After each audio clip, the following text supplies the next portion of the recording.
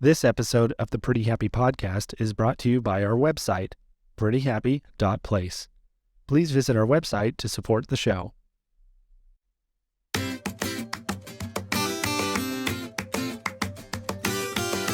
On this week's episode of the Pretty Happy Podcast, we chat with Usree Bhattacharya, who talks with us about her family's Rett journey. And we finally get the answer to my longtime question: is augmentative and alternative communication, also known as AAC, its own language? But first, we talk about ways our Pretty Happy shop saves you money on adapted toys. All that and more on today's episode. Today is Monday, April 17th. Let's start the show.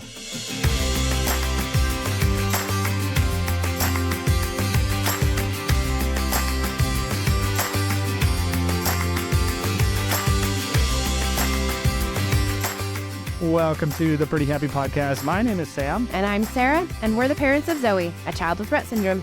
We're so excited to have you guys back for another great episode. We have some good stuff to talk about today. But first, Sarah, how are you doing today? I'm a little under the weather. I've been a little bit sick. I've stayed up too many days in a row, and my body is telling me that is not something that I should be doing. Yeah. So I'm a little congested because I wasn't listening. Nope, you weren't, unfortunately. But now you've learned, right? Probably not. Probably not. It's this terrible cycle of parenthood where it's like, I don't feel like I get enough alone time in the day, so I stay up late to get more alone time, and then I don't get enough sleep, and then I think, oh, I should go to bed early, but then I don't get enough alone time in the day, and then I stay up late, and it's a bad cycle. And then my body's like, cut it out. Yeah, that's a very bad cycle. It is. Then again, I do the same thing. The only difference is that my body doesn't turn against me when I do that. Right. Yours does. It does. It 100% does. Well, let's jump into our top 3 for the week. And Sarah, you've got it again for this week. So we decided that today we wanted to talk about our Pretty Happy store. It is on our website, prettyhappy.place. And we wanted to share with you guys some of the ways that we save money for us and for you in our store. So, number 1 is our adapted switches. So these switches are 3D printed, and we put them together ourselves. And they were designed by a dad whose daughter has CP. And I will link the files for the 3D printed switches in our notes. So if anybody wants to print these, they are available. Like the files are available for free. You can print them yourselves. But we wanted to have these in our store because switches are expensive. And these are not expensive, but they are quality switches. For context, when Sarah's talking about expensive, we are talking about like $60 for some of the switches that you can buy online. And I mean, obviously, one of the barriers to entry when it comes to 3D printing these switches is going to be a 3D printer. Yeah, that is true. However, what we have found is that most public libraries, most schools, and many community centers now have 3D printers available for the community to reserve time on or rent or, whatever Typically, it is. you pay for the filament or the time spent on the printer, but... Yeah. And filament, just so you know, that's the plastic. Yes, sorry. These rolls, and it's all wound up. And yeah, but we've calculated out the cost. And I mean, if you include labor, you're looking at about $7-8 Yeah. switch. If you're not going to include labor, you're looking at about $4 to $5 for all the materials, including your energy usage, so your electricity. And yeah, so $5 versus 60. Yeah. It's definitely worth looking into, especially if you're considering, or if you're in a situation where you need a lot. Yeah. Maybe the school that your child's attending doesn't have access to something like that. They don't have the funds yet to be able to buy those things, or maybe something breaks and it's in the middle of the year and their budget doesn't allow for that. You can 3D print these yourself. Yeah. And they, like I said, they are a quality product. And what I mean by that is they're very sensitive to touch. So regardless of how much pressure an individual can place on the switch to get it to activate, it literally with the touch of a finger, the very light touch of a finger, it will activate, which is fantastic for a lot of individuals.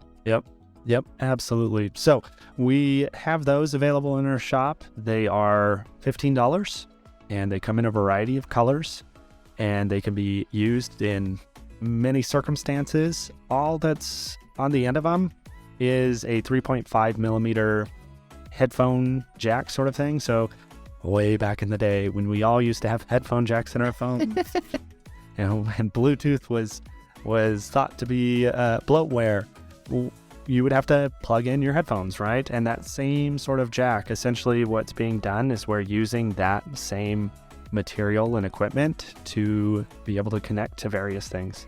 And we have shared in the past that these types of switches, which, I mean, it could be ours, it could be one that you 3D print, or if you already have a switch that uses one of those headphone-like jacks, also known as 3.5 millimeter jacks, they can be plugged even into an adapted Xbox controller. Yeah. So you can do a lot of cool things with them. We are still exploring some of the stuff that you can do with them. But if you've got any ideas of ways that it can be used, definitely send it over to us. Email, voice message, whatever it is, reach out to us on our social medias because we would love to hear how you use your switches in everyday life. Number 2 is that we buy our toys on clearance. Now, the reason that we do that is so that we don't have to mark the toys up for adapting them nearly as much. We can save you guys money because it saves us money. We get them at a lower cost. Therefore, it's a lower cost to you guys when you purchase them. Now, we're not always able to get these toys on clearance. Yeah. Sometimes it's just a sale, and so it's a little lower than retail cost. But the idea is to try to resell these brand new toys as close to retail price as possible. We all know, as individuals connected to the special needs community, that adapted toys are too expensive. And oftentimes we're talking about toys that individuals aren't even interested in. They're very generic toys. I remember looking at one over Christmas where it was just a reindeer. There was nothing fancy about this reindeer. No. In fact, the reindeer was 5-6 inches tall, very small reindeer. They were charging $60 for this thing.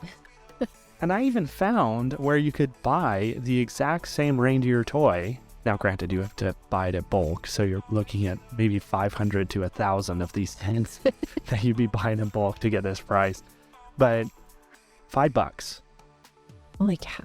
$5 for these things. And they were selling them for $50 or $60. That's ridiculous. It's disgusting. Now, obviously, these companies, they are trying to turn a profit, which we totally understand. We get it. You know, as a business, you have to be able to make a profit. But at the same time, not that much. No. Not that much. Like, we are already so stretched as is when it comes to medical supplies and doctor's visits and then everything else just to get through everyday life. We can afford a $60 dinky little toy. And I think they are using parents, I don't want to say ignorance, but ignorance on how to adapt toys to mark up these prices. And maybe ignorance has a negative connotation, and I don't mean it in a negative way. But if people knew how easy it was to adapt toys, they wouldn't be able to sell them at such high prices, is what I mean by that. Yeah, absolutely. And it is daunting. It is very daunting when you pull out that little circuit board and you're trying to figure out what everything is doing. If you don't have any sort of background in that, it's daunting. It's scary.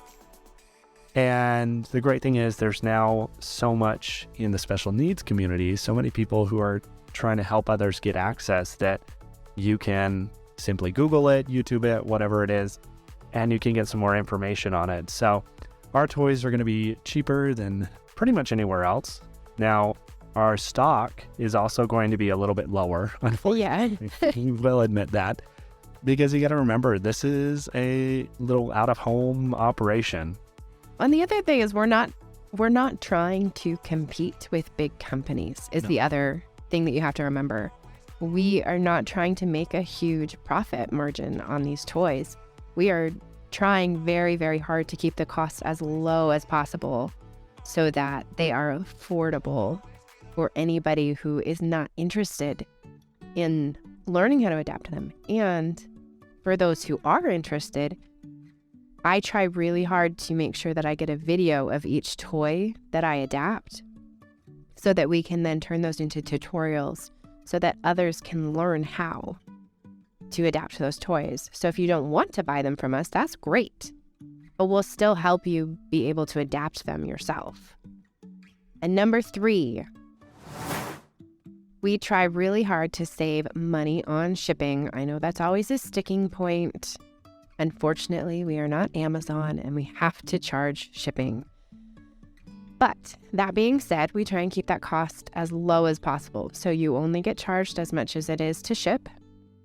And we don't charge you for the materials to ship the toys or the switches.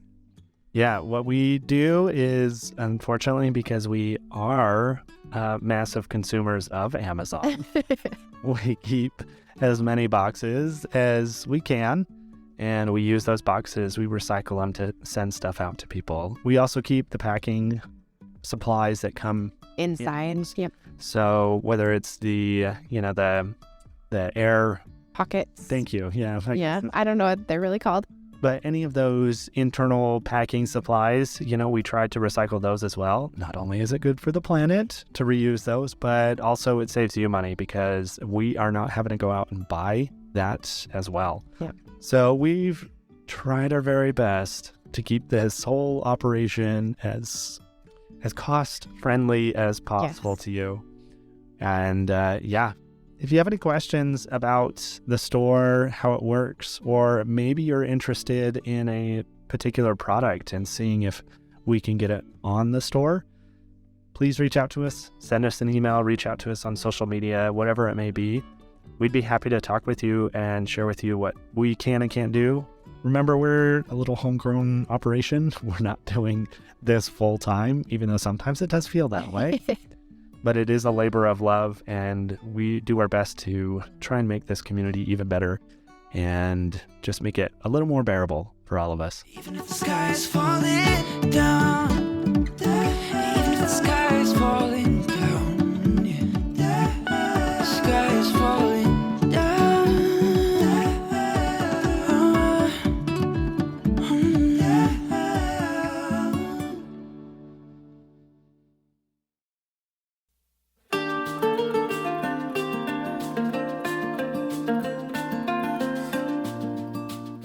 Welcome back, everybody. We are very excited to have another friend with us joining us today to discuss her family dynamics, her life with her daughter, Kalika, who also has Rett syndrome. We are so excited to invite on the show and have today Usree Bhattacharya, who comes to us from the southern United States. Usree, thank you so much for coming on the podcast. Well, thank you for having me. I'm very excited about today's conversation. Well, thank you. It's always wonderful to meet new people and to hear about other people's experiences. So let's just jump right into it. Tell us a little bit about yourself and your family.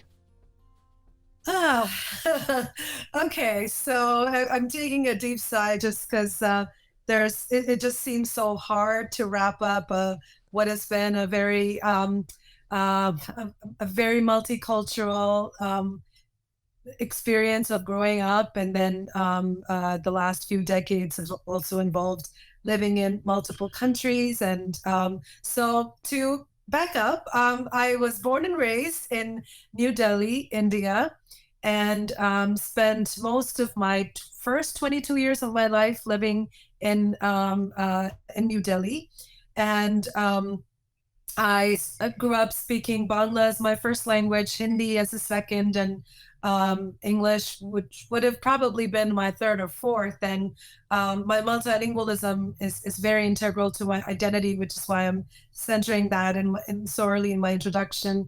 I also had lived in several places. By the time I was 22, I'd lived in, I did kindergarten in Holland. And then I was in the US for a couple of years. This is when I did my fifth and sixth grades in Rochester, New York. And that was all because my dad's an academic and he would go on sabbaticals, and I got to tag along with him. And I did my, excuse me, I warned you about the allergies. Okay. When I was about 22, I went to do a master's in Canada for a couple of years, and then taught English in Indonesia for a couple of years, and then settled in the US in 2004. So next year will be my 20th year in the US. So it's been a really international experience. And I've even in the US, I've lived in California, as I mentioned, in New York. I've lived in Pennsylvania, and that now this is home, and it's likely going to be home till the very end. This is so I'm in Athens, Georgia, and I'm an associate professor at the University of Georgia in language and literacy education. And my daughter, Kalika, is 7. She was born in Pittsburgh just before we moved here, before both Jonathan and I got jobs at the University of Georgia. And she's growing up into this really lovely, cute, adorable, smart Southern girl. And she's quite the joy of our lives. And she also bridges a lot of different cultural universes. Because her father is Jewish, of Iraqi Jewish descent, and I'm Hindu from India. And so she has a lot of wonderful cultural and linguistic diversity in her world growing up. So I hope I didn't veer too far off from your question. No, not at all. That is more multicultural than I could even make up. That from the number of languages to being educated in various countries around the world, and then of course your family dynamic. That is absolutely fascinating. Now, obviously, the purpose of this podcast is for us to chat with people about Rett syndrome and connect with others in the community. And being that you have already brought up your daughter, Kalika, she is 7 years old, as you mentioned. She has Rett syndrome, correct? Yes. She was diagnosed in 2018. So impossibly, we are just coming up on the 5th year post her diagnosis at the end of this June. So yes, she has Rett syndrome. Okay. Well, that's a very similar timeline to our Zoe, because Zoe, we got ours in 2019, and she is 6 years old. So Yep. we are right in tow with you guys in terms of time in this community. Yeah, it's every day is heavy. I don't think you know this really well. I don't think any day really flies by ever. But you make the best of what of all the billions of joyful things that your child brings to you. So it's a very different kind of life than anyone ever imagines growing up having as a mother or as a parent. And it's not a life anybody would choose for their daughter or for themselves. But at the end, at the heart of this is always this incredible individual. And I know and remember Zoe's smile so well. That, that's the same joy that I have in my life. So very grateful for Rett syndrome notwithstanding. Yeah, most certainly. We certainly get that feeling as well. Now, how has your your family's background, the multiculturalism, how has that influenced the way that you navigate Rett syndrome? Because honestly, I don't think we've had any families that are as diverse as yours. Most of them, they have very mother and father, or both the parents are pretty similar to one another in their backgrounds. How has that defined your guys' parenting as well as view of Rett syndrome? Wow, gosh. You don't have enough time for that question. Just joking. So I'll begin with the question of language, and thank you for bringing that up. And so as I mentioned, I grew up speaking Bangla and Hindi and English. Sanskrit is another language that's a language of devotion for me as a Hindu. But I also grew up with a lot of Punjabi around me. I studied French for several years. I took courses in German, and I lived in Indonesia for 2 years, so I started learning Bahasa Indonesia as well. So I've had these many different linguistic influences around me, and and Jonathan, who knows French and of course English, and he learned Hebrew for many years, also Arabic and Turkish, and German. Others that, and Bangla also, he also speaks my first language. After we got married, he started learning. Imagine the two of us with PhDs, he in French literature, me in language education, having a child, this beautiful child, who's speaking about 80 words in Bangla, and then like a few words in English at that point. And then one day there's no speech. And nothing really prepares you that your child will not speak, especially when they are speaking. I have this one video of Kalika where we're interacting, and she says I, and I say I, she says I say love, she says love, and I say you, and she says you. I have this beautiful 13-second video preserved for posterity, and that went away. And so I think the moment of the diagnosis is really the kind of the critical moment in which I feel like our lives took a sharp turn. But we, as I imagine you guys did as well, that we were struggling with, well, what is this? Why is this happening? This is odd. And also because of the timeline, doctors were like, I think this will just sort itself out. Very early on, there's a lot of that. This is just a milestones, or just like kind of, they just think that people will mostly fall in that timeline. It doesn't always happen. But then when the hand wringing, clapping begins, there's something wrong. And so we had 3 months of that. What is going on? We were actually in France for about 6 weeks. We came back the next day. We walk into the neurologist's, where the nurse practitioner gives us the diagnosis, says things like, well, the girls don't really go to school. They don't talk. They don't go to college. These are response to my questions, right? And it was like the earth just, like exploded in so many ways. And it was that night, and I think I felt so rudderless and helpless, and definitely disconnected from anything that is like a higher power in that moment, thinking if there is God, then this cannot happen, and it should not be able to happen to this beautiful child. And I think the only moment of control I really felt in that moment was when I went to Google Scholar that night and started looking up education and Rett syndrome, and there was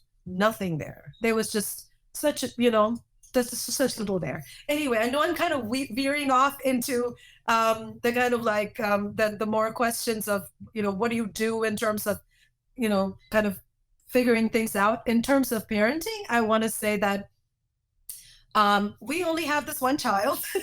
So we actually had, I think, 7 miscarriages in all. So it was not a straightforward journey. And after 30 out, and given everything else, this was going to one experience of parenting. So it was it's hard, because you don't know what to compare things to, in the sense that it's then that timeline thing for us was really milestones. Those kinds of things were hard because we had no other kid to compare it to.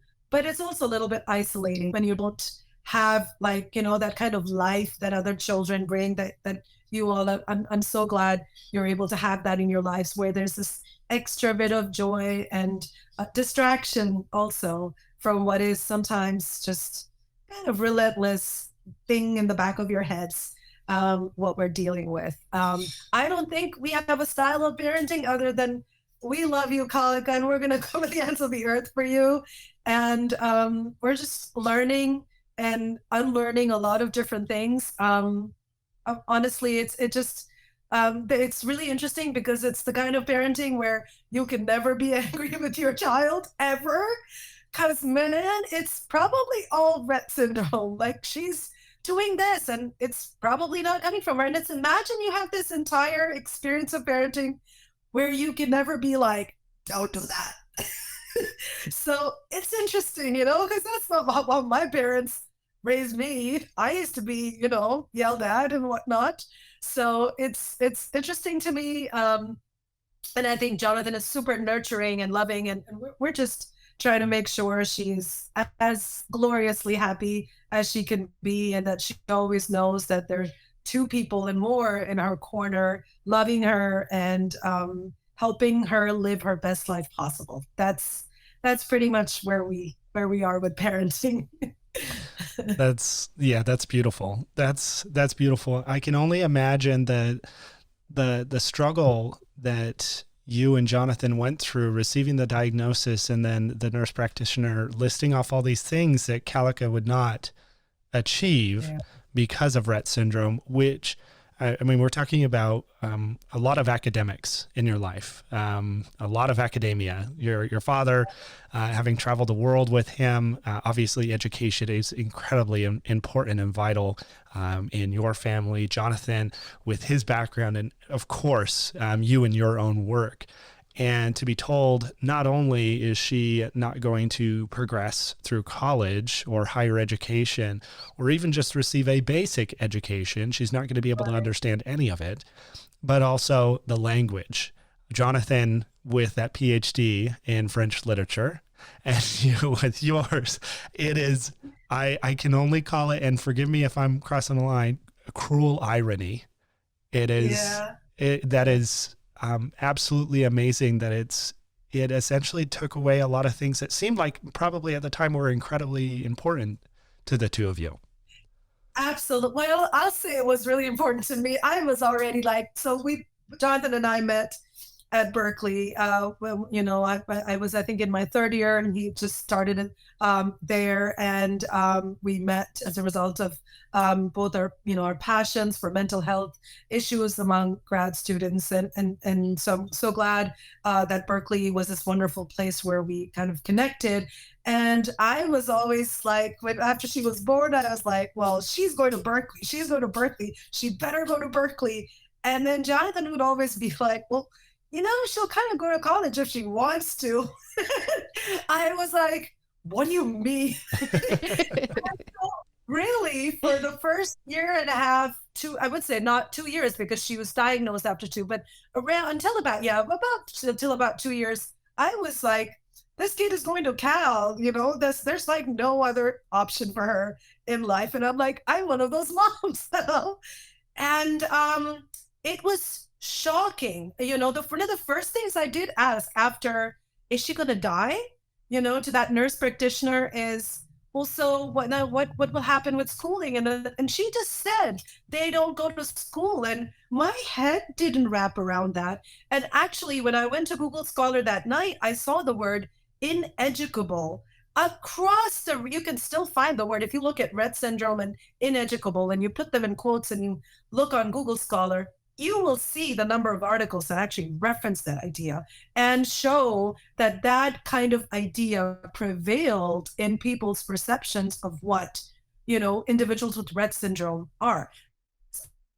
I have a PhD in education, and I was here, I was an assistant professor at Georgia when I encountered the word for the first time. in my life, I'd never seen it. Never thought in my head that you could label people ineducable. Like in what? I have a dog we educate, and like how do you think about people that way? You can train rats, and you can train. How do you think? Like how does your mind go to an area where you would think this way? So it was cruel irony. Jonathan still tells me that regardless of what the nurse practitioner said, she will, go to college if she goddamn it wants to. And I'm like, she's gonna go to college because that college should have access to every single bit of learning this world has to offer. And she's just amazing, and she's just like absorbs education in these extraordinary ways. So she's gonna go to college. She's going to. Well, yeah.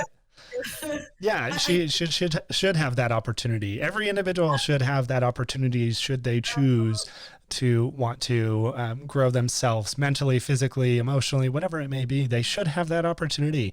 And Sarah and I have had the wonderful opportunity to talk with many individuals who are just as open-minded as you are, Usree, that recognize that what we need to do as society is change our perception of what educated means, what it means for somebody to be intelligent, because there are plenty of people who do not fit that mold, whether that be because of culture, it could be because of life situation, and it could be because of disability. And we as those who are considered neurotypical, we have to, and fortunate, we have to change the way we view things, because it is not fair. It is not fair to so many people.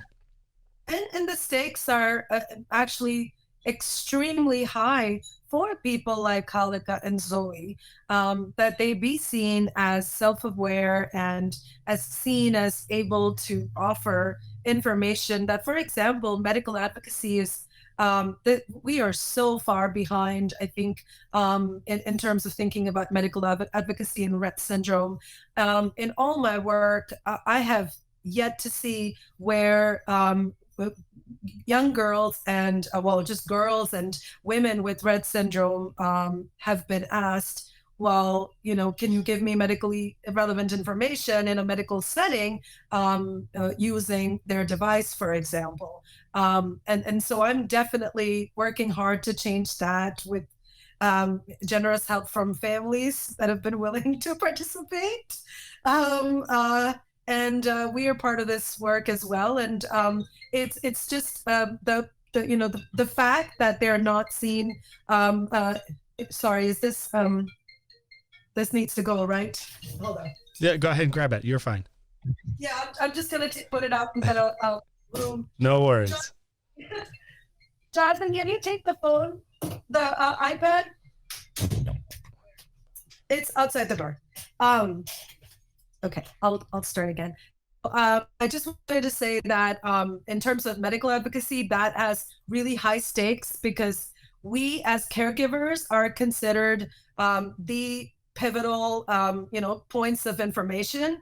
And whereas, and this came up in one of my interviews during the course of this medical advocacy study I'm doing, that when you see an accident, for example, on the road, and there's a person who's hurt, and they're able to tell you, you're not going to ask a bystander, is it hurting, right? You ask the person in pain. And to me, that's such a very poignant idea. And I hope that the Rett syndrome community is able to read that through the voices of the different parents that are participating, and the wonderful children that are part of this study, because the idea of listening to individuals with Rett syndrome about their medical care is, I think requires, again, that shift in our perceptions about their cognitive abilities. It's not just that there are communication challenges when it comes to individuals with Rett syndrome that medical professionals typically consider, the reason why they don't go to the source. information, right? Oh, they're nonverbal. They're this. We have devices now, and we have devices through which individuals with Rett syndrome make meaning in so many different ways. And if you don't then still go to the source of the information, that means there's something more than a communication challenge that's at play. That means you're not willing to, for example, wait. Time is a critical factor because using a device takes time. But also, do you really believe that they're capable of conveying relevant medical information? I'd like to know that. I suspect that it isn't always the case. Our experience is not like that. We have a neurologist and a Rett specialist who absolutely validates Kalika's choices and listens to her for information, as do every single one of her therapists. I don't think that's the typical experience. And part of it is that, I think that's very heartbreaking. So cognition is that recognizing that cognitive part is not only crucial for just kind of fostering an environment in all individuals with Rett syndrome are able to go to school and access information, literacy, and language in all the glorious ways possible, and have to suffer through some of the really terrible aspects of school, that it's boring or whatever. But also that they're able to self-advocate medically. And so shifting that idea of intelligence or cognition is crucial. And it's not about anything to do with them. It's exactly what you said. It's a social shift, a social paradigm that needs to be challenged at this moment. Yeah. No, it absolutely is. And so something that I was thinking of, Zoe just had an appointment. And when we first started going to our pediatrician, she from the start was very aware of talking to Zoe and not talking over Zoe. But when we started, she was 3. So, you got a typical 3-year-old, you're not necessarily going to ask them all the questions, but it's been really interesting because this last visit that we had, Zoe had her device with her. And our nurse, Miss Lisa, was she wanted to take Zoe's temperature. And Zoe went off. She was like, no way, go away. I want to go somewhere else. I want to go home. And I was just like, it's Zoe, it's going to be okay. Like, I hear you. You don't want to do this, but, we still need to do it. Like, even though you don't want to. And then Zoe started saying, family member, because her brothers were with her. She wanted them to do it first before she did it. And it's just like a swipe your forehead temperature. So it's not like it was going to be super invasive or, anything like that. But our nurse is fantastic. And she, she stood back. She stood out of Zoe's bubble and said, okay, this is, I can do it on your brothers first. We'll do this. It's just across your forehead. It's not going to be a big deal. It'll be okay.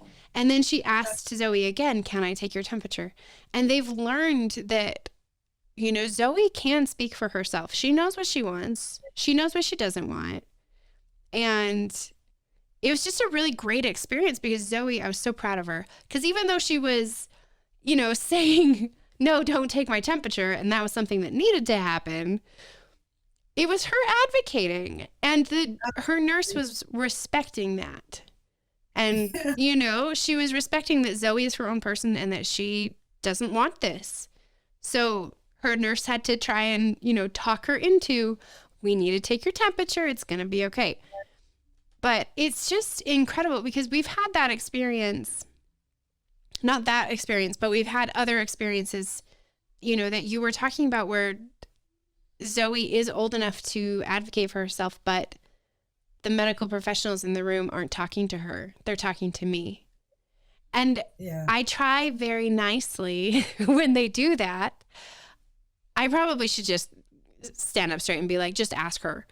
But usually what I do is I turn to Zoe and I ask Zoe the question instead of answering, right? And then so that I'm not quite as, it depends on my mood that day. We'll be honest. If I'm, if I'm going to be nice to the doctor, I'll I'll just turn to Zoe and I'll talk to Zoe and be like, okay, he wants to know, did you do this or are you feeling this? And then I'll wait for her to answer, and then I'll reply. Otherwise, I'll just be like, look, she needs your yes. This is her yes, no. You can ask her directly. Like, you don't need me. But we have similar experiences to you, and I know we've had this conversation before.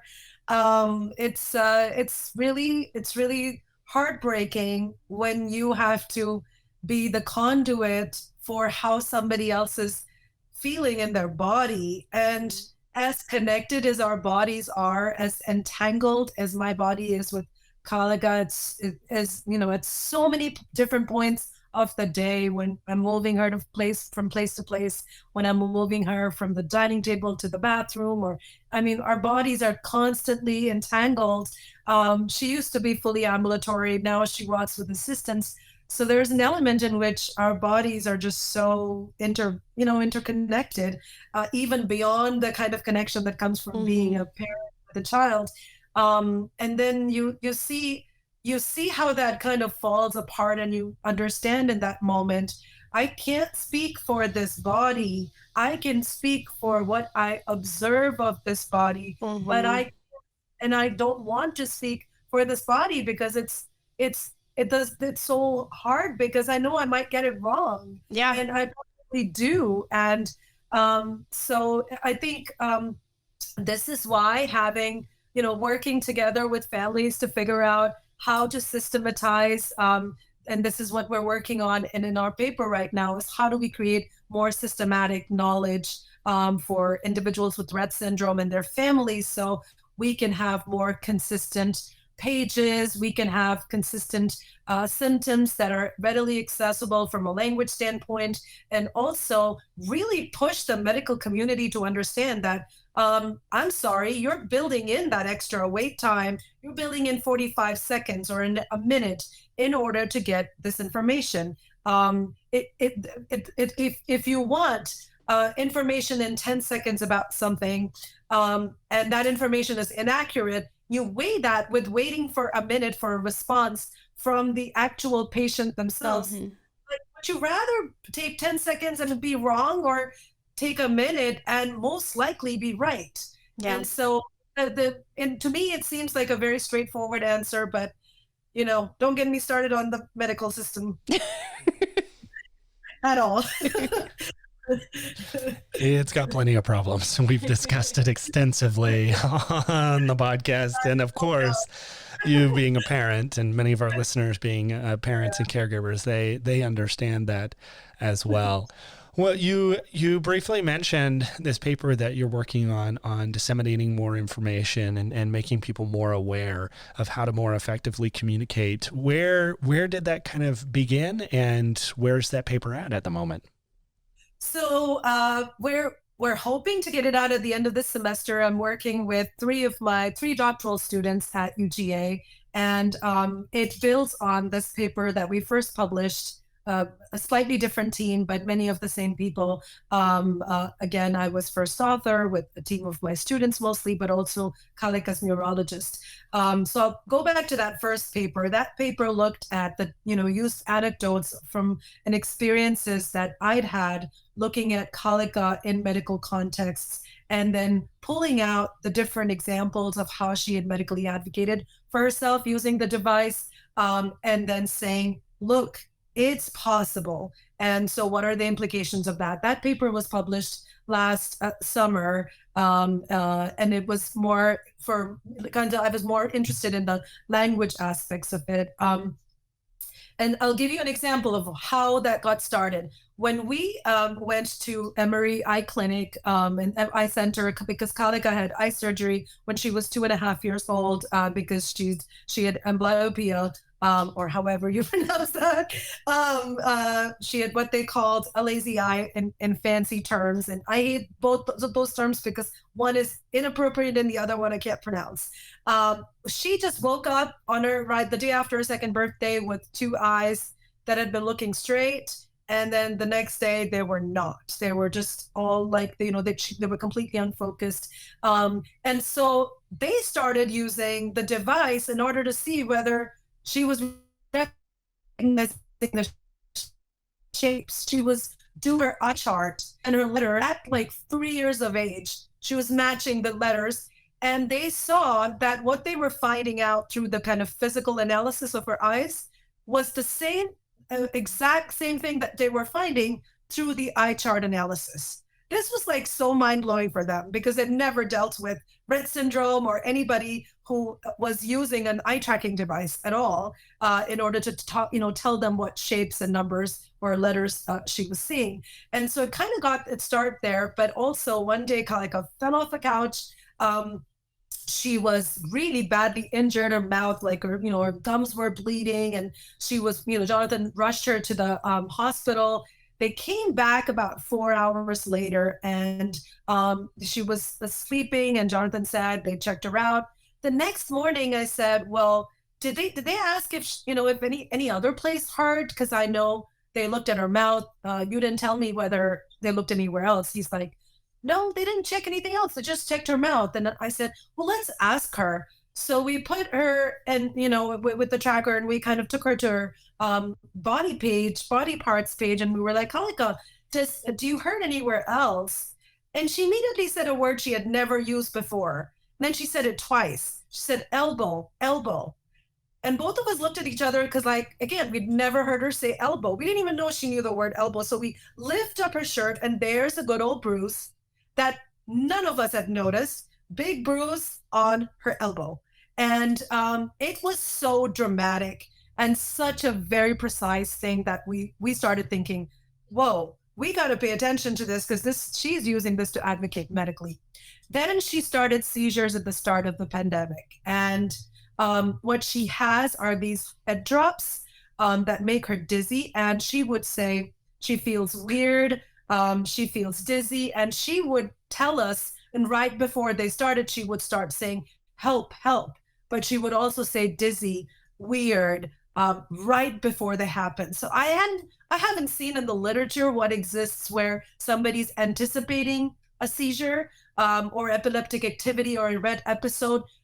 She started after many months of us seeing no epileptic activity. Started again 3 weeks ago.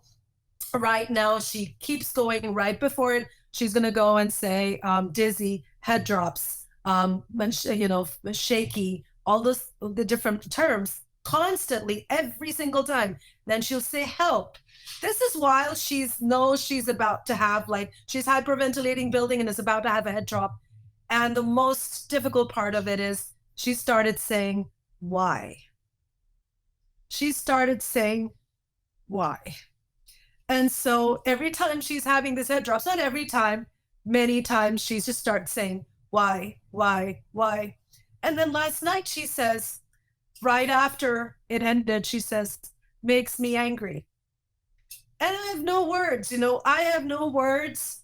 I don't think they prepare parents even today when you have a child who is speaking, either through a device or any other, certainly not any other way, but the medical community and the larger Rett syndrome advocacy community has not prepared you for dealing with, getting medical and emotional and psychological information from your child and knowing how to process that. Because it's not the same thing as dealing with any other child. I have this one experience, but I imagine you don't quite so easily hear so heartbreakingly, why is this happening to me? And I think that's something that advocates need to look at more closely and think about. And our community, just as you guys are bringing about this change and this awareness, our larger community has to accept that individuals with Rett syndrome make meaning. And this is not about just literacy alone, but they understand their own medical conditions in profoundly important ways that we haven't obviously tapped into yet. So we're going to change that. We're all young. we're going to get there. Right? Yeah, absolutely. We completely agree. We completely agree on that because we've certainly seen a shift in our own understanding and the way we view individuals of varying abilities, physical, mental, emotional, whatever it may be. Just within our own household, we are much more understanding and accepting of it. It has certainly benefited me in my professional career to be more mindful of individuals with varying abilities. And it's also given me language to be able to communicate with families and guardians and parents and friends of these individuals to help them understand and hopefully give them another perspective so that way they can assist this individual better. These small incremental changes, like you were saying, specifically with the elbow part, the fact that there was no conversation from the medical staff about anything else that may have been bothering her is a clear indication of discrimination.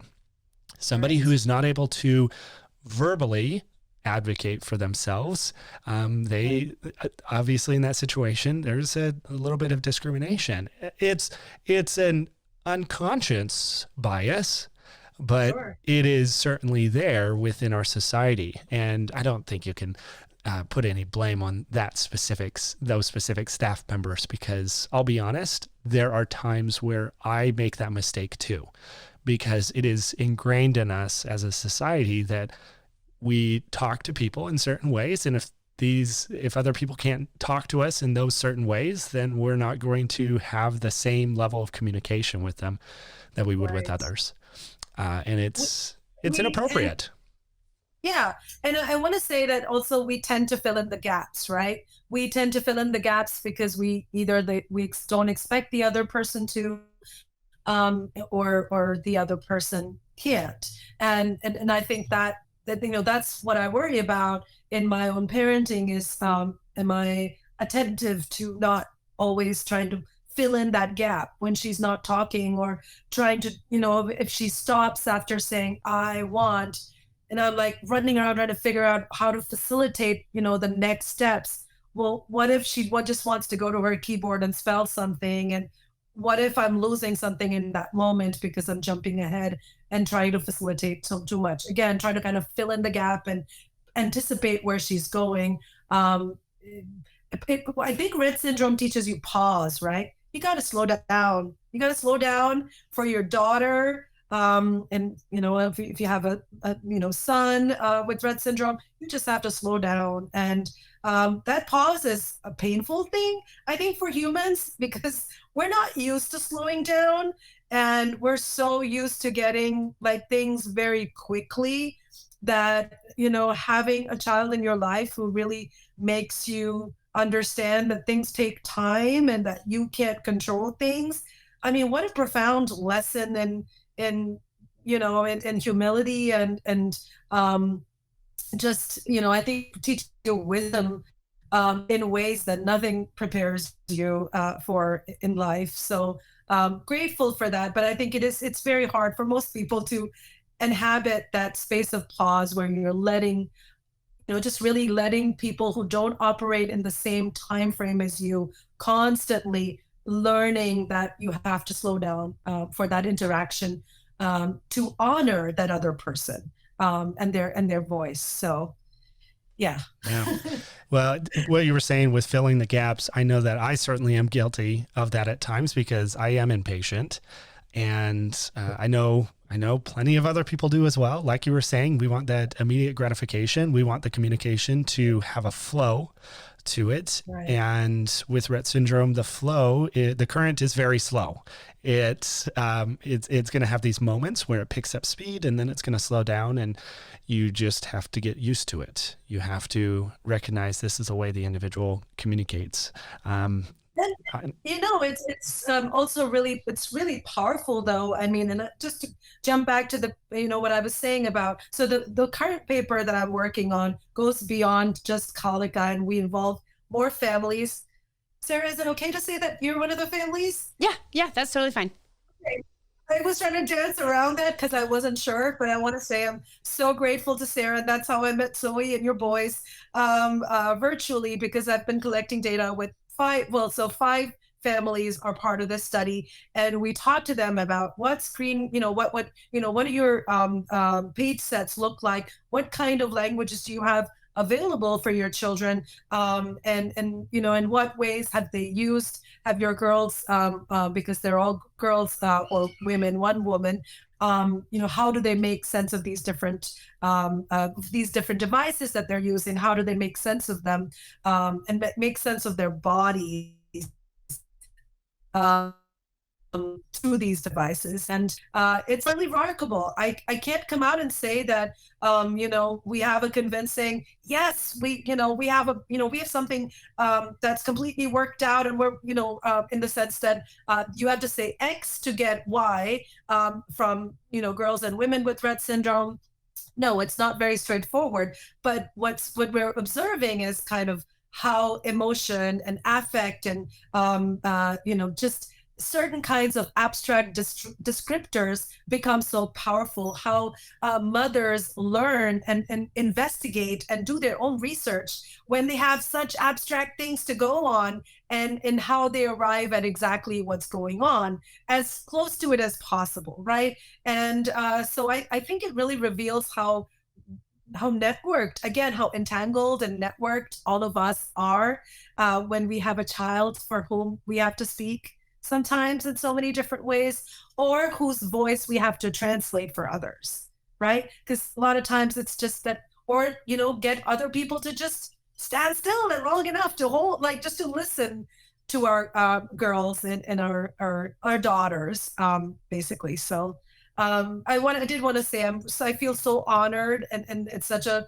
difficult, it's really hard, and on that night of her diagnosis, I decided, when I saw what little there was in Rett syndrome, I knew that whatever qualifications I had to bear, I can't help her with the disease, beyond what I'm learning as somebody who has heard many different types of therapists, as we all are, right? We get training in occupational therapy, physical therapy, feeding therapy, and speech therapy, and all that. We also become doctors in so many ways and understand Rett syndrome better than most, I think, doctors will in their lifetimes. But I think, just having this opportunity to understand someone, that's just such a blessing. And I'm so grateful for my colleagues in my department who have really helped me, go in a completely different direction from my research. My research was actually 13 years of long-term research at an orphanage in suburban New Delhi. I used to look at language and literacy socialization. So how young boys at an orphanage are, disadvantaged young boys in, going through school, how they navigated different languages, what were kind of like the ideological issues of speaking these different languages. And so I come from a world where I'm looking at really complexity of multilingualism, where I'm like, what is language? How do you kind of really cut apart all that, noise and start thinking, well, the way she looked at that can tells me so much, right? So you pare it down and you really start thinking the way in which scholarship constructs literacy and language is so infinitely limited, and it's so shallow in so many ways. And I had a PhD that told me that my learning was shallow. It was only when you see the complexity of a hand stereotypy hitting a book very meaningfully to choose that one and that one alone, or, a girl like my own, who dips into a pop-up book and pulls up the pop-up using her lips because her hands won't help her. That is really brilliance and innovation and creativity. So I'm really grateful that, I think that being able to do this work in Rett syndrome meant, have I learned a lot about my field that I never learned from my field, So I'm grateful to the families who've also opened my eyes and also convincingly show that we're not alone in this. There are other girls and women with Rett syndrome using these devices to communicate. We need to be listening. That's on us. Yeah, most certainly. I'm I'm fascinated with the fact that you're saying that a lot of what you did previously was rather shallow. And is your perspective on that because it was so surface level, that it was really just focused on oh, how do I put it? Because everything you're talking about, it's so simple. The way that our daughters communicate, using their eyes, using their heads, using their arms, their torso, the way they are using that body language is so incredibly simple, and yet it says so much more than a lot of what her page sets do. And so is that kind of what you're getting at, is a lot of that work was so surface level because it was just based off of what was conventional?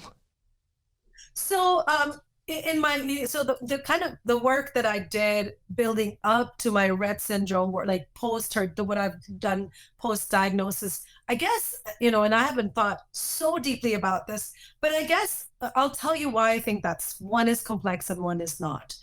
In my previous work, in my previous life prior to the diagnosis, right? I used to use the words language and literacy as if they were just, and I understood them in very normative ways. Language is something that came out of your mouth. Language is something you heard clearly and understood clearly, and there was no issue really beyond somebody not knowing a language well enough, which I was thinking about because I was looking at the young boys in Delhi, how they were learning English as a third language or a fourth language. So I would only think about the constraint of language as somebody not being able to like access enough of like instruction and something. But I didn't think of, well, what is language? I need to it was just after her, diagnosis that I had to kind of force myself to think, I don't understand. Like you said, that complexity of that eye gaze, like anybody who's been around a child or, adult with Rett syndrome, those eyes will bore into you and they will tell you, 3 volumes in a minute. They have so much intensity. They're speaking hundreds of words a minute, just like one would with your mouth.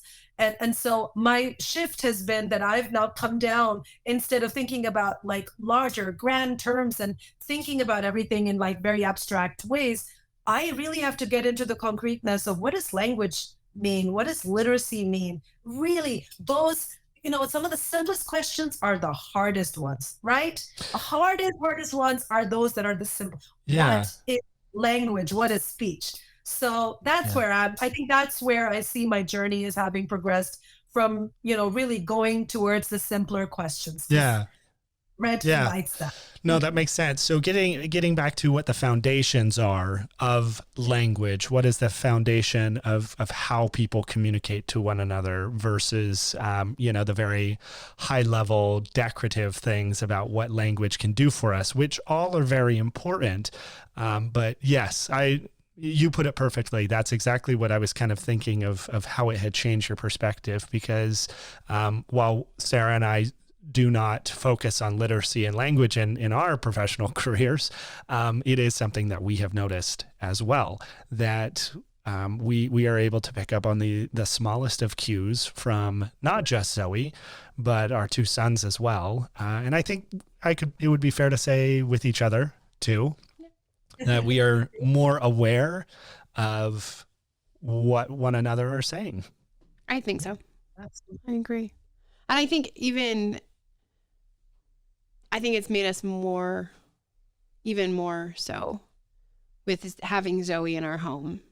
It's made us even more so aware of just our boys and each other and, individuals in the community. And I've become a better communicator for sure because of that. Absolutely. Yeah, you have to be very innovative and creative. I think, when you have Rett syndrome, that just requires such skill, in order to just get out basic things. And so I'm in awe of how much she communicates as does Zoe, and I've seen Zoe communicate. It's extraordinary. What a feat. It's a feat of technology as well, and I'm grateful for that. But man, the humans at the heart of this, they are just awe-inspiring all around. Completely agree. Completely agree. Well, as we are wrapping up this at the end, I do have one more question because I have shared this with a few speech language pathologists before and some other professionals that my view of the way that individuals who use AAC and I would just say categorize AAC altogether. To me, it's almost as if it is its own separate language. From your professional experience, yes or no? Yeah. Absolutely. It definitely is. I'm so happy you picked this up. This is something our SLP, wonderful SLP leader, Laura Nichols, has told us since the day Kalika got the device on her 3rd birthday. This is a different language. So Kalika knows Bangla, she knows English, and she knows this one incredibly different universe. And she's had multiple page sets, different software. She's had Snap. She's had Grid 3. She's cycled through several different softwares as well, which required a different kind of shift like you would in going from one language to another. I want to throw in here that Bangla is the 5th most widely spoken language in the world, I think. And there's not a single software that actually, like TD Snap has 18 languages, and the 5th most widely spoken language in the world is not one of them. Neither is Hindi, my 2nd language. So not a single Indian language among the 18 when we're the 2nd largest population in the world. And we have hundreds of languages. And so that's a little heartbreaking part of it, is also that there's inequality in terms of, inequity in terms of whose languages are represented, whose cultures are represented. So a lot of my Indian festivals are not on the device. You have a lot of ones that are there. White skin tone is still like default. And so there are a lot of different, and it's a paper I'm working on that's under review right now, looks at kind of like the cultural and linguistic aspects of this. So I love that there's this incredible language that she has access to, but that language also restricts access to other languages as well. And it comes with all those codes and, difficulties that I learned to live with, I guess would be the best way to put it, and try to challenge it. Yeah. It's unfortunate that you do have to live with it. We certainly don't understand that. Our background is very different than yours, and Zoe's upbringing is very different than Kalika's. But we are very much aware that we are fortunate enough to have ourselves represented in, well, it's a very, very narrow way because it's English and we are white. So there's not a lot else there that, we really have to worry about. And so we're grateful that it is there. But you're right. It needs to be expanded. People need to feel represented. And then, like you were saying, Bangla, being that it is so widely spoken, absolutely, it would make sense that there would be support. And I mean, the great news is there are so many intelligent, especially technologically minded individuals coming out of India. I had an opportunity in a previous career to work with a lot of technicians, a lot of software developers and program developers who were from India, and they would come in and live at this hotel I was working with at the time, and much more intelligent than I am. And my hope is that there is somebody who understands the importance of having that, and they have the skill set to be able to grow it, because it's needed. There are more of these individuals beyond Rett syndrome that would benefit from this. Absolutely. So yeah, fingers crossed. I've developed a small Bangla subsection within her English, but honestly, it's a lot of hard work, and I don't have the understanding to do this. It takes a team of people, and seriously, as you said, a lot of really important computer people in the world, including the Google CEO and whatnot, are Indians. It's about time. Mm-hmm. Absolutely agree. Well, Usree, this has been an amazing conversation. It's been so wonderful to get your perspective on things and to hear about the research you're doing, and of course, to hear a little more about your family and Calica. If people are wanting to find out more about you, your family, your work, any of that stuff, how could they get in contact with you? So my email is the easiest way, and you can contact me at usreeb@uga.edu. But you can also go to my Red Lab page. I have list all our research documents there, and things that we're working on. And I'm happy to provide the link if there's a way to just share that link through the podcast as well. And but yeah, I'm very excited. Thank you guys for doing this really important job for our community. And it was so wonderful to meet you both. And it's there again. And I hope to see Zoe again soon. Well, thank you so much. Yeah, absolutely. Thank you so much, Usree. Well, thank you so much. Definitely leave links. Yeah, absolutely. Thank you so much, Usree. And we will definitely leave links to all of that down in the show notes of this episode.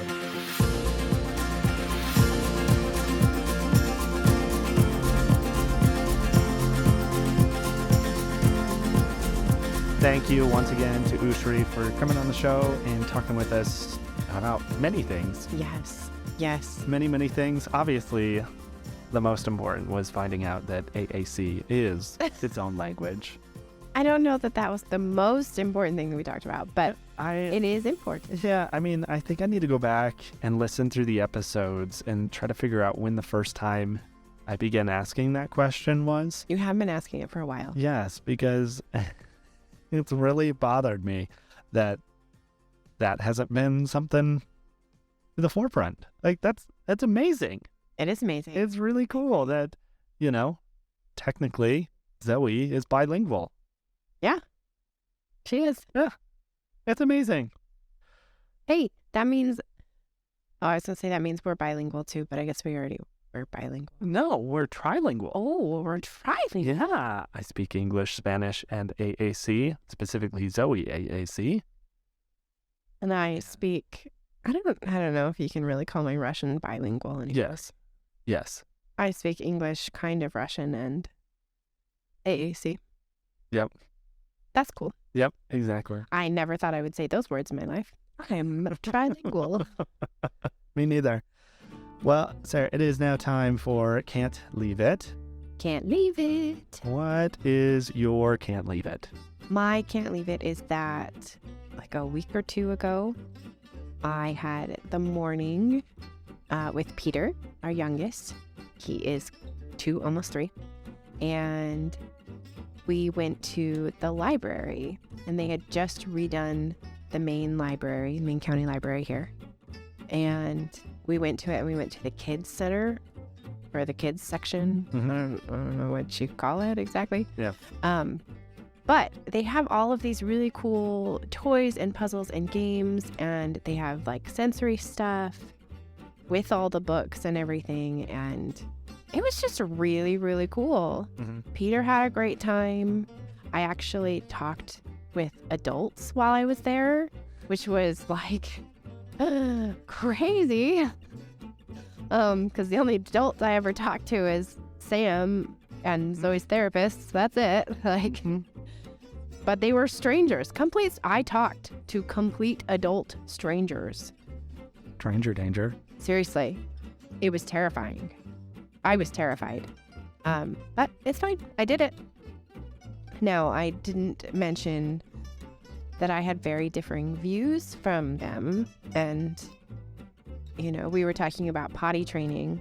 They were talking about potty training because one of them was expecting, and they wanted their oldest child to be potty trained by the time the youngest came. And I did not share my experience in that because Zoe is not potty trained, and that did not happen for us. And so it was weird. It was really weird because I felt kind of like, oh man, I can't actually share my truth with these people, because then I have to get into the whole, yeah, my daughter has a rare genetic condition, and right now that's not something that, is a priority for us, And they were talking about how, oh, wouldn't it be great if, everybody was out of diapers. And I was like, wouldn't that be great? Wouldn't that be nice? You know, and so it was kind of a bittersweet thing. But I did talk to adults, and I consider that a win. Also, our library is amazing, and I love the renovations that they've done. Oh, good. Yeah. Well, good to hear. Thanks. What is your Can't Leave It? My Can't Leave It is about software. Oh, okay. I think I've done a Can't Leave It about software before. Probably. Probably. That sounds like something I would do. So there's this software called Plex, and we used it several years ago, and it was fine, but it just didn't really make sense at the time to use it because we didn't have an appropriate setup for it, and now we've been using it more, and I really like it. So Plex is a software that you can install on a computer or a home storage network, or I mean, that's pretty much it. Anyway, you install it on a computer, and then you connect the software to a specific folder on your computer, and it will then read what's on the folder, and what is supposed to be in that folder is media files, which it can be home videos, it can be movies that you own, that you have The digital copies for? Yes, yeah, exactly. You have the digital copies for them. TV shows, same thing. It could be any number of things. In fact, I also connected it to a file folder that's got audiobooks as well. I didn't know about that. I hadn't told you about that? No. Oh, I thought I had. My bad. Look at that. I learned something new today too. I've been playing around with it a lot, but it's really, really cool. It's really cool. It does have some limitations, and I've been looking some other places for, like with the audiobook specifically, it's not really designed to play audiobooks. It can, and it does fine. Anyways, why am I bringing this up? I think we've all had multiple epiphanies over the past several years that cutting the cable cord and moving to streaming completely has kind of backfired. Like, there was this lull for a while where, yeah, it definitely makes sense to just go full streaming. You'll save money, and you'll have access to more things in more places, because you'd be able to watch things not only at home, but also on a tablet and on a computer and on a laptop and on your phone and everywhere. Right. And now it's kind of come full circle where I did the math. If we signed up for the services that had things on it that I wanted, we'd essentially be paying for cable. Oh, that's fun. And we have so much media already in DVDs and Blu-ray, and we don't have any VHS, do we?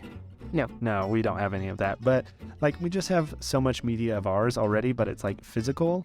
And I was just like, I don't want to pay for all that stuff. So anyways, it's been really fun to play with. Yeah, I like it. It's a great setup. Mm-hmm. Yeah, you can do some really fun, unique things with them. One of my favorite things is that you can even set it up for, like, on the different TV shows that you may have, where when you access the main screen for the show, just like you do on a Netflix or a Hulu or any other streaming service, it actually plays the theme song in the background. And it's like, It's really cool. This is a premium product. Like, It's this isn't really something that was just thrown together. And it shows you the cast too. Like, yeah. it brings up the cast, and it brings up, isn't it like related shows? And Yes. it's just like, another streaming service. Yeah. And oftentimes a little more powerful, because I don't think like Netflix has that ability for you to be able to scroll through the cast and say, hey, I want to watch more stuff Oh, yeah. of this actress or actor, like. I think you can look it up, You can, but on the search function of Exactly. Netflix, but not from the actual show page. yeah, exactly. So like recently I've been rewatching Scrubs again. So like, yeah, you can go down and select Zach Braff and it takes you to a screen that has his picture and a little bio about him. And then it shows, this is the really cool part. It's got 2 lines. One line is all the media that you own that he's in. So that way, if I'm like, hey, I know I have something that Zach Braff is in, but I don't remember what it is. Yeah, I can either search for it, or if I'm on the Scrubs page, I just go to Zach Braff and it pulls it up and it says, yeah, he's in whatever else. The worst one I can think of is Oz. That was such a bad. I've never seen it, so It was so bad. It was so bad. a little bit. It reminds me of IMDb. IMDb. Yeah. Yep. Yeah, it definitely has a lot of features similar to that. And then the other really cool thing is like you can set up like collections. So like if there's a specific set of movies that you want to pair together, which I mean, For obviously, example, yes. for my birthday, Oh, yes. Sam put together a collection of John Wayne movies because I love John Wayne. Yes. Chasing all those down. Oh my gosh. Like it sounds like a very simple thing, but honestly, the number of hours that I put into searching for everything, and did I show you the spreadsheet? No, Yeah, there's a spreadsheet too. I did not see the spreadsheet. Yeah, there was a spreadsheet to track everything because, like, first off, his work Oh, it's library extensive. is massive, Yeah.